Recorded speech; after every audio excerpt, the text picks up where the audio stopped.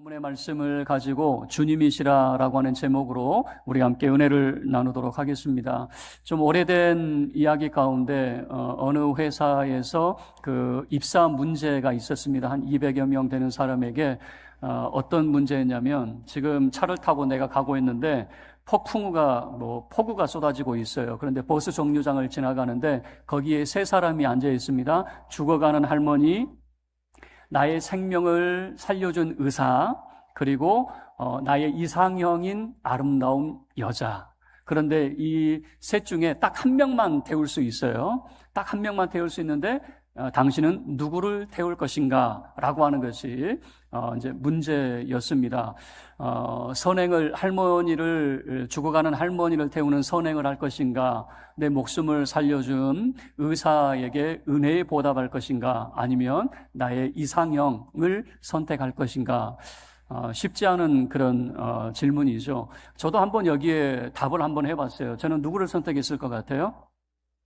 사실은 이상형을 선택하고 싶었는데 목사가 또 그럴 수는 없잖아요. 그래서 죽어가는 할머니를 태우겠다 딱 했는데 저는 그 입사 문제에서 떨어졌습니다. 어떤 사람이 합격을 했느냐?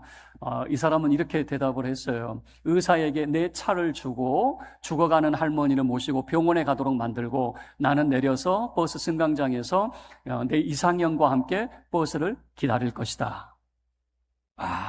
참 멋진 대답 아닙니까? 근데 제가 곰곰이 생각하면서 내가 놓친 게 있더라고요. 뭐냐면 포기해야 보이는 것들이 있더라고요. 포기하지 않을 때, 내가 차를 포기하지 않았기 때문에 누굴 태워야 되지? 포기하지 않을 때는 보이지 않아요. 근데 포기할 때 보이는 것이 있었구나. 차를 내가 포기하면 어떻게 됩니까? 의사 선생님에게 맡길 수 있는 거죠. 사람은 쉽게 포기를 못하는 것 같아요. 그래서 보이지 않는 것들이 있는 거죠. 오늘 본문의 말씀을 통해서도 제자들이 무엇을 보고 있는가, 그리고 우리가 무엇을 보아야 될 건가라고 하는 것을 함께 살펴볼 수 있기를 바라는데요. 먼저 14절 말씀을 보면 예수님께서 부활하신 이후에 제자들과 세 번째 만남이었다라고 하는 것을 보여줍니다. 그럼 앞에 두 번은 어디에서 만났냐면 예루살렘에서 만났습니다. 예수님이 부활하신 그날 저녁에 제자들을 만나셨는데, 그때는 도마가 없었어요. 도마가 누굽니까? 나는 내 손가락을 예수님 그 손에 넣어보지 않고는 믿을 수 없다라고 하는 도마가 없었어요. 근데 두 번째는 8일 후에, 예수님 부활 8일 후에 도마도 있는 자리에서 예수님이 도마에게 너 한번 손가락 넣어봐. 그래서 믿음 없는 자가 되지 말고 믿는 자가 되어라 라고 하는 그런 말씀을 하셨어요. 그러니까 두 번의 만남은 예루살렘에서 이루어졌고, 세 번째 제자들과의 만남이 어디에서 이루어졌는가? 1절 말씀을 보면 디베랴 호수라고 하는 표현이 나타납니다. 우리는 갈릴리 호수라고 이렇게 이해를 하고 있는데 디베랴 호수라고 하는 표현을 써요.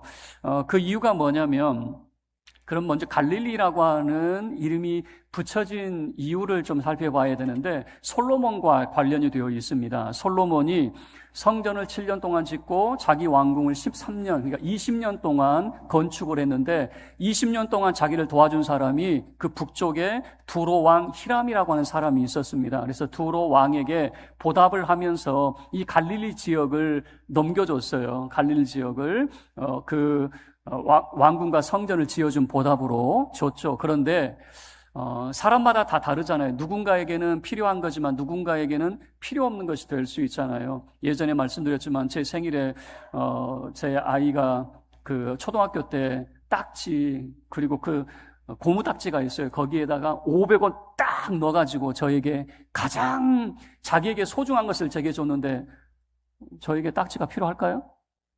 그건 아니잖아요. 근데 그 마음이 참 고맙기는 했지만 다시 돌려줬어요. 이 두로 왕이 쓸모없는 땅으로 여겼던 것 같아요. 그래서 쓸모없고 버려진 땅이라고 하는 의미에서 가불이라고 하는 이름을 지어요. 그 갈릴리 땅을. 그런데 유대인들은 그 가불이라고 하는 것을 갈릴이라고 하는 표현을 씁니다. 그래서 갈릴리 지역으로 우리가 이제 알려져 있는 거죠. 그래서 우리에게는 갈릴리 호수로 알려져 있는데, 그러면 왜 디베랴 호수냐? 헤로도 왕 때에 도시 하나를 건설을 합니다. 갈릴리 호수 동쪽에 유대인들의 그 공동 묘지가 있어요. 유대인들은 거기를 좀 좋아하지는 않았어요. 이제 그곳에 그 헤롯 왕이 로마의 황제 티베리우스를 기념하면서 이 디베라라고 하는 도시를 건설해요. 그래서 그 호수를 디베라 호수라고 하는, 지금 이 요한복음은 누구를 위해서 지어졌냐면 예배소에 머물고 있었던 요한이 예배소에 있는 이방인들을 위해서 지었기 때문에 갈릴리 호수보다는 디베랴 호수가 더 알려졌을 것 같아요. 그래서 디베랴 호수라고 하는 그 명칭을 사용을 하고 있는 거예요. 자, 그리고 몇 명을 만났느냐? 2절 말씀을 보면 7명의 제자를 만났다라고 하는 것을 알 수가 있습니다. 그런데 이 한 사람 한 사람을 이렇게 살펴보면요, 어쩌면 좀 예수님을 부인했던 사람들이 나타나게 됩니다. 먼저는 시몬 베드로라고 하는 사람이 나타나죠. 시몬 베드로는 어떤 사람입니까? 예수님이 붙잡히시던 날 나는 저 사람 모릅니다라고 부인했던 사람이죠. 그리고 디두모라고 하는 디두모라고 하는 쌍둥이를 말하게 됩니다. 도마도 쌍둥이라고 하는 표현인데요. 이 도마라고 하는 사람은 어떤 사람입니까? 예수님의 부활을 의심했던 사람이 바로 도마였죠. 그리고 갈릴리 가나 사람 나다나엘은 어떤 사람입니까? 나사렛에서 무슨 선한 것이 날 수 있느냐라고 하면서 나사렛의 예수 선지자를 부인했던 사람이 나다나엘이었죠. 그리고 세베대의 아들들이라고 하는 표현이 나타나죠. 야고보와 요한입니다. 야고보와 요한은 어떤 사람들입니까? 예수님 통해서 한 자리 차지하려고 했던, 주의 우편에, 주의 좌편에 한 자리씩 차지하려고 했던 사람들이 바로 세베대의 아들들입니다. 그리고 또 다른 제자 둘, 그래서 총 7명의 제자를 예수님이 만나시는 이런 모습을 보여주고 있습니다. 그러면 이 7명의 제자들을 크게 세 부류로 나누어서 살펴볼 수가 있는데, 먼저 3절 말씀에는 베드로가 등장이 되고요. 7절을 보면 예수께서 사랑하시던 그 제자라고 하는 표현이 나타납니다. 그 제자. 그리고 8절 말씀에서는 다른 제자들이라고 하는 표현이 나타납니다. 그래서 세 부분으로 나누어서 살펴보려고 하는데, 첫 번째는 베드로라고 하는, 베드로는 무엇을 보았을까라고 하는 거죠. 3절 말씀입니다. 우리 함께 합독하도록 하겠습니다. 시작. 시몬 베드로가 나는 물고기 잡으러 가노라 하니 그들이 우리도 함께 가겠다 하고 나가서 배에 올랐으나 그날 밤에 아무것도 잡지 못하였더니. 베드로는 무엇을 보았을까? 물고기를 보았죠. 옛 생업으로 돌아가는 이런 모습을 보게 되는 거죠. 베드로가 먼저 말합니다. 나 물고기 잡으러 갈 테야 라고 했더니 다른 6명의 제자들도 우리 함께 가자. 그래서 물고기 잡으러 가게 되는 거죠. 그리고 밤새 그물을 내렸는데 허탕만 쳤습니다. 물고기를 한 마리도 잡지 못하는 이런 모습이었어요.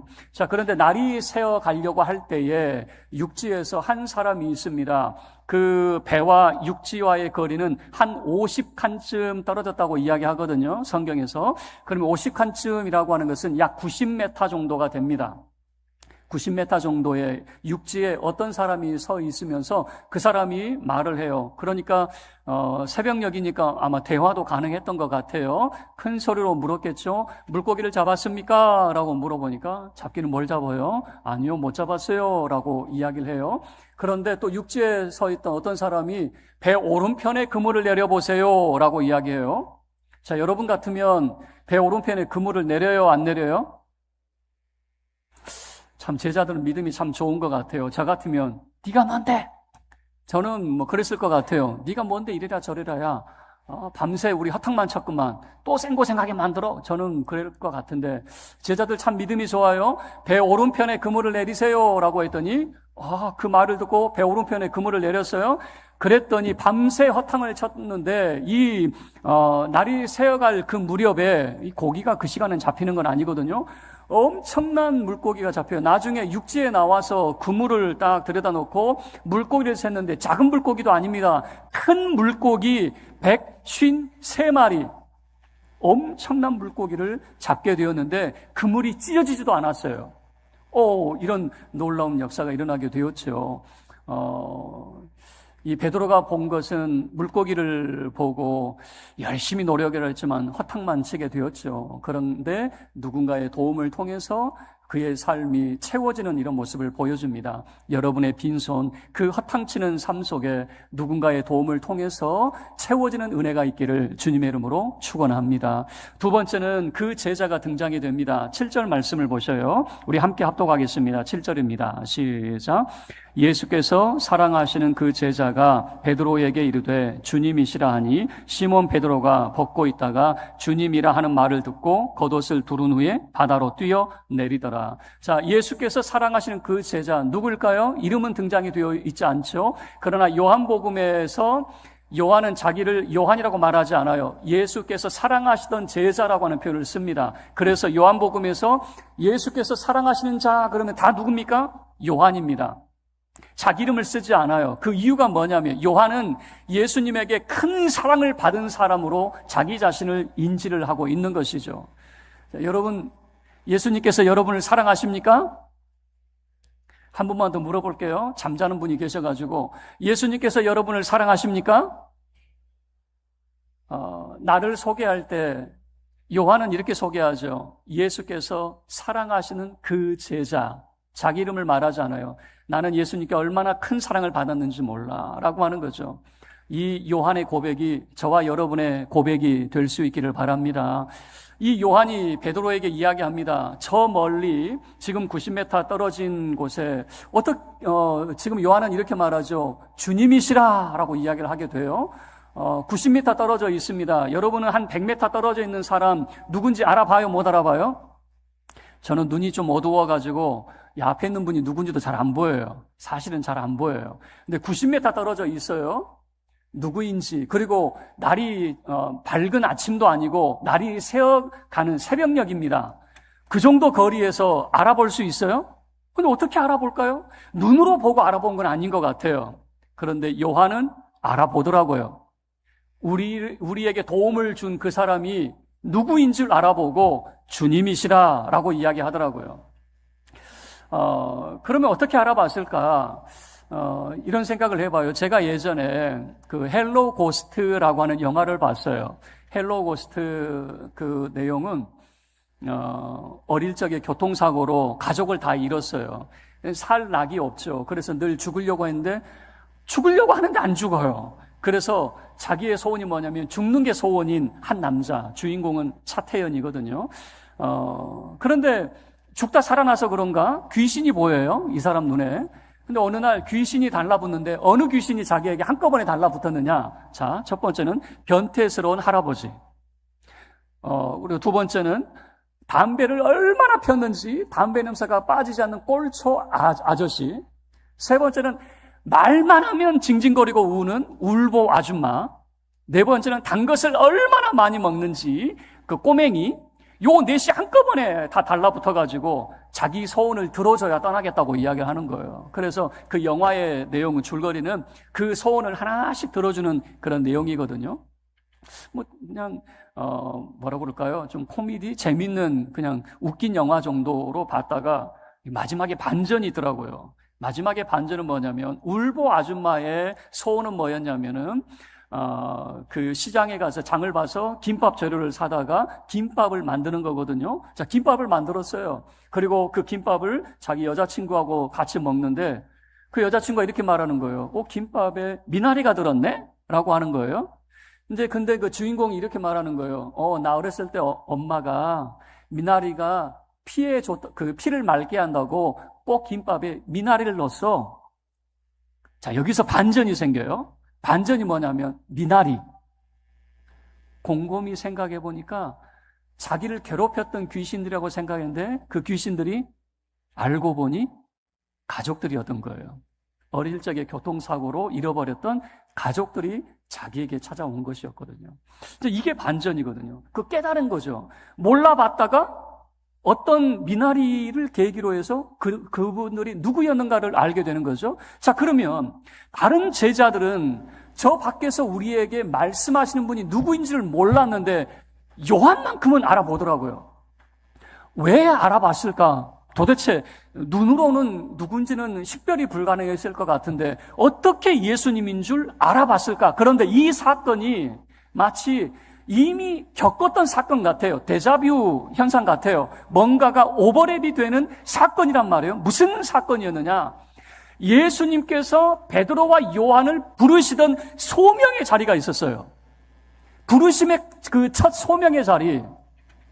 예수님께서 어느 날 베드로가 밤새 그물을 내렸는데 물고기 못 잡고 육지에 나와서 그물을 깁고 있을 때 예수님이 오시더니 베드로의 배를 빌리셨어요. 그리고 베드로의 배에 예수님께서 앉으시고, 그리고 사람들은 해변가에 앉혀놓으시고 예수님이 말씀을 전하셨어요. 그리고 난 다음에, 말씀이 다 끝난 다음에 예수님께서 베드로의 배에 탄 채로 깊은 데로 가자 그러셨어요. 깊은 데로 갔어요. 그러더니 깊은 곳에 그물을 내려라. 아마 베드로의 생각은 이랬겠죠. 이 시간에는 물고기가 잡히는 시간이 아닌데, 그런데 말씀에 의지하여 내가 그물을 내리겠습니다라고 내렸더니 얼마나 놀라운 일이 벌어지는지, 어마어마한 물고기가 잡히는데, 이때는요 그물이 찢어질 정도로 그 물고기를 잡았어요. 자기 힘으로는 안 돼가지고 다른 그 배를 불러요. 그 배가 요한의 배입니다. 사도 요한의 배를 불러다가 2배에 가득 채우는 물고기를 잡게 되었거든요. 이 사건이 오버랩이 되었던 것 같아요. 우리가 허탕을 쳤을 때 예수님께서 우리 배에 가득하게 해주셨던. 그래서 우리를 도와주시는 분이 누구냐라고 했을 때 요한은 이렇게 말하죠. 우리를 도와주신 분이 예수님이시다, 주님이시다 라고 하는 것이죠. 여러분, 요한이 보았던 주님을 볼 수 있기를 바랍니다. 우리의 어려운 삶 속에 우리를 도와주시는 분이 있습니다. 그분이 누구였을까? 주님이시라 고백할 수 있기를 바랍니다. 마지막 세 번째, 다른 제자들이 등장이 됩니다. 8절 말씀 보셔요. 함께 읽겠습니다. 8절입니다. 시작. 다른 제자들은 육지에서 거리가 불과 한 50간쯤 되므로 작은 배를 타고 물고기 든 그물을 끌고 와서, 9절도 함께 읽을게요. 육지에 올라보니 숯불이 있는데 그 위에 생선이 놓였고 떡도 있더라. 자, 다른 제자들이 육지에 와서 보니까 뭘 봤을까요? 숯불도 있고 그 위에 떡도 있고 생선도 있는, 그러니까 예수님께서 제자들을 위해서 조반을 준비하신 이 모습을 보게 되는 거죠. 그런데 그냥 얼핏 보면 예수님께서 제자들을 위해서 조반을 준비하신 것인데, 조금 더 우리가 살펴볼 게 뭐냐면 숯불이라고 하는 단어입니다. 이 숯불이 무엇이냐면, 자, 요한복음 18장 25절 말씀을 보면 같은 단어가 한 번 더 사용이 돼요. 18장 25절에 우리 함께 합독하도록 하겠습니다. 시작. 시몬 베드로가 서서 불을 쬐더니 사람들이 묻되 너도 그 제자 중 하나가 아니냐? 베드로가 부인하여 이르되 나는 아니라 하니. 자, 여기서 불을 쬐더니라고 했을 때 이 불과 숯불이 같은 단어를 보여주고 있거든요. 그러면 뭘 의미하고 있냐면, 자, 여기서 말하는 숯불이라고 하는 것은 어쩌면 베드로의 실패가 아닐까요? 예수님을 모른다고 부인했었던 베드로에게 가장 큰 충격은 뭐냐면 바로 이 불과 관련된 사건이잖아요. 기억이 안 나다가도 딱 기억나는 어떤 물건들이 있어요. 저도 저희 어머니가 잘 기억이 안 나다가도 언제 기억이 나냐면 저는 이제 뚝불이라고 말해야 했는데 그게 뚝배기 있죠. 제가 배고파요 그러면은 어머니 생전에 그 뚝배기에다가 들기름 다 차려놓고 거기에 반찬이 없다고 온갖 거 다 넣고 그리고 거기에 고추장 넣어가지고 하면 저는 그게 얼마나 맛있었는지 몰라요. 그래서 지금도 뚝배기를 보면 누가 생각날까요? 생각 안 날 줄 알았는데 뚝배기만 보면 저희 어머니가 항상 배고파요 그러면은 만들어주셨던 그게 생각이 난단 말이에요. 그러면 숯불, 다른 사람들은 숯불 그래도 아무것도 연상이 안 되는데 베드로에게는 뭐가 연상이 될까요? 나 예수님 모른다고 부인했는데 그 숯불, 사람들은 늘 이 숯불에 매여 있을 수가 있거든요. 여러분, 물고기라고 하는 것을 통해서 제자들이 봤을 때는 물고기와 숯불이 보이는데, 물고기는 뭡니까? 예수님께서 우리를 부르신 그 소명의 자리, 정말 감격스럽게 내가 주를 위해서 살고 주를 위해서 죽겠습니다, 그 각오를 가지고 시작을 했는데 결국 우리의 삶은 뭘까요? 숯불이에요.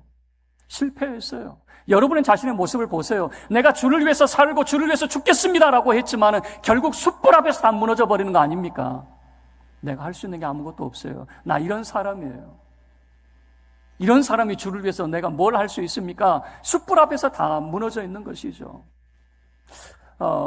존 브록만이라고 하는 그 미국의 저널리스트가 있어요. 이분이 지난 2000년 동안의 위대한 그 발명이라고 하는 2000년 동안 위대한 발명, 그 가운데는 저도 인정할 수 있는 인쇄, 전기, 비행기, 컴퓨터, 인터넷 인정할 수 있죠. 그런데 좀 새로운 것들이 있어요. 의자. 위대한 발명 가운데 의자 뭔가 그랬더니 사람이 무언가에 몰두할 수 있게 했대요. 연구할 수 있게. 그리고 계단은 높은 건물을 만들 수 있게 했고, 그리고 마취라고 하는 것은 우리의 인간의 수명을 늘려주는 것이 마취였대요. 근데 제가 그 책 가운데 가장 이해 안 되는 것 가운데, 놀라운 것 가운데 하나가 뭐냐면 지우개래요. 여러분 한번 생각해 보세요. 지난 2000년 동안 위대한 발명품 가운데 지우개, 동의하세요? 저는 사실 처음에는 동의하기가 어렵다고 해요. 지우개? 아니 왜 하필이면 지우개야? 라고 했는데 이 지우개라고 하는 것이 인류 문화 역사를 극적으로 발전시켰다는 거예요. 왜 그러냐면 지울 수 있잖아요. 내가 한번 실수했어도 지울 수가 있잖아요. 지우지 못하면 이것을 처음부터 다시 시작해야 되는데 이 지우개라고 하는 것은 지우고 다시 시작할 수 있고 새롭게 할 수 있게 만들었다라고 하는 것이죠. 우리의 삶 속에서도 이런 지우개가 필요하지 않을까? 왜냐하면 항상 우리의 삶 속에 성공만 있는 게 아니잖아요. 때로는 좌절도 있고 슬픔도 있고 무너지는 숯불의 자리가 있단 말이에요. 좀 지우고 다시 시작했으면 좋겠는데 그게 잘 안 돼요. 그러면 예수님께서 왜 제자들을 도우셨는가? 자, 결론을 내려보죠. 예수님께서 제자들에게, 허탕친 제자들에게 물고기 많이 잡게 하려고 도와주셨을까? 그것만은 아닌 것 같아요. 예수님께서 제자들을 도와주신 이유는 그 물고기 넘어 소명의 자리, 부르심의 소명을 다시 한번 회복할 수 있도록, 그리고 실패의 숯불 넘어 주께서 맡겨주신 그 사명을 확인할 수 있도록, 우리가 물고기에 갇혀 있지 않습니까? 많은 것을 주십시오 라고 물고기에 갇혀 있지 않습니까? 물고기 넘어 우리를 부르신 그 소명의 자리를 발견할 수 있기를 바랍니다. 여러분 숯불에 갇혀 있습니까? 나는 할 수 있는 게 없어. 해도 늘 실패뿐이야 라고 숯불에 갇혀 있습니까? 숯불 넘어 주님께서 여러분에게 맡겨주신 그 사명을 발견할 수 있기를 바랍니다. 그래서 누구도 보지 못했지만 요한은 주님이시라, 주님을 보더라고요. 저와 여러분의 삶이 주님이시라, 우리를 도우시는 주님을 볼 수 있는 믿음의 영안을 가질 수 있기를 주의 이름으로 축원합니다.